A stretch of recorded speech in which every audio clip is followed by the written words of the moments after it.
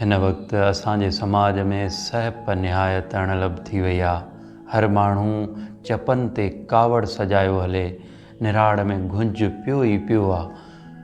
पर इन जे उबतड़ जेकॾहिं सब्र सां ज़िंदगी गुज़ारिजे, सही वञिजे ऐं सहाइजे न, त ज़िंदगी ॾाढी आराम सां गुज़री सघे थी। पंहिंजे पाण खे ॿिए सां न भेटिजे त पोइ इहो साड़ हदस पैदा न थींदो, अणवणत न थींदी।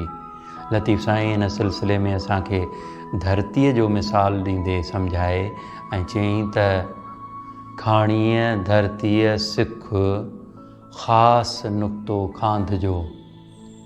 ज़मीन जेका खाणियल आहे, खोटियल आहे हंधा हंधा, उन खां खांध यानी सब्र जो ख़ासि नुक़्तो वञी सिख। छो खूहाणा खूह खणी मास कपीनिस मिख। खूहाणा यानी खूहनि खणण वारा जॾहिं खोटीनिस था खूहनि जे लाइ, त संदसि मिख ऐं संदसि मास कपे कोरे ॿाहिरि था उछलाइनि, खेसि ड्रिल था कनि। खाणिन वारा बि ईअं था कनि, जितां किथां हर माण्हू खोटेसि पियो, हथरादू तोड़े मशीनरीअ सां, पर धरती जितां किथां खोटिजे पई संदसि मास कपिजे ऐं कोरिजे पियो। पर पोइ माण्हुनि जे इन रवैये ते धरती का कावड़ करे हरगिज़ ईअं नथी करे, पर उथलंदो ताब नाणे तिख नार आणे नूर जो।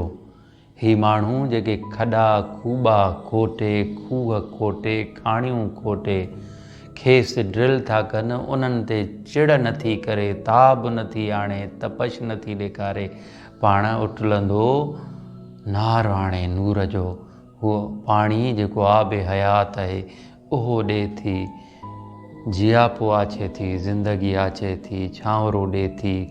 पुण वण टिण मेवा भाॼियूं सभ जो सभु पेश करे थी, सभ जो सभु तकलीफ़ूं सही, जुठियूं सही, बेवाजबियूं सही, पोइ बि महिरबानी थी करे ऐं इंसान ऐं गाफ़िल इंसान, तोखे घुरिजे त इन धरतीअ खां सिखी, इन खाणियल धरतीअ खां सिखी, इन धरतीअ खां सिख जंहिंजो मास कपियो वियो आहे, जंहिंजो मास कोरियो वियो आहे, उन खां के गुफ़्ता सिख ऐं पाण में सब्र जो मादो पैदा कर।